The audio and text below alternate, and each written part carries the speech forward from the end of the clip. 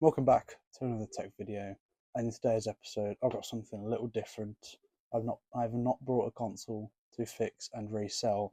I've actually got a Nintendo Game Boy, the original one, which has been badly smoke damaged and is missing a screen and a battery cover. That's what's happening in today's video. Clean it, fix it, get it working. Right, let's open this Game Boy up and see what we're working with.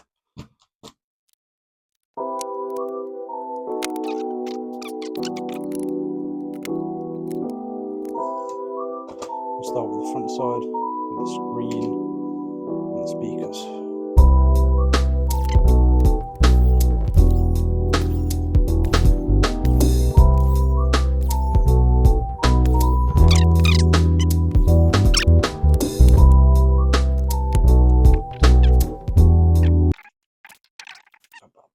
Side. Pretty bad. So clean won't do.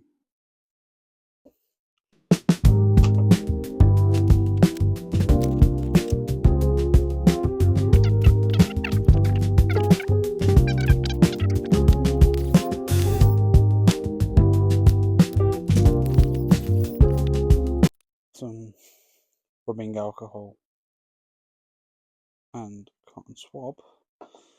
We'll go over most of it, and using a toothbrush we'll get all the big clumps of dirt off.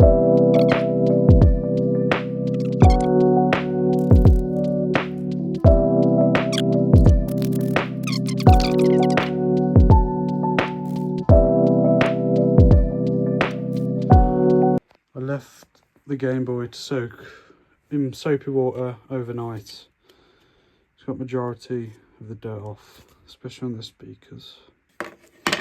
And on this one, I've been going at it, some alcohol. Just got to do the back now, but it's looking really good. And these buttons, just got to go over them a little, and everything else I'll give a clean. But now, once I get all this dirt off, using some peroxide cream, I'll put that on the yellowish places on plastic. And that should get rid of the yellow and take it back to its original grey, like this one on here. Now, all you need to get rid of the yellowing is obviously your peroxide cream, gloves, because you don't want to get this stuff on your hands, cling film to later wrap it up so the cream doesn't dissolve or go solid, because you want it to soak into the yellowness and bring it back to its original colour. And obviously sunlight. That's all you need. And it's very straightforward, and also a brush to brush that on. Let's go.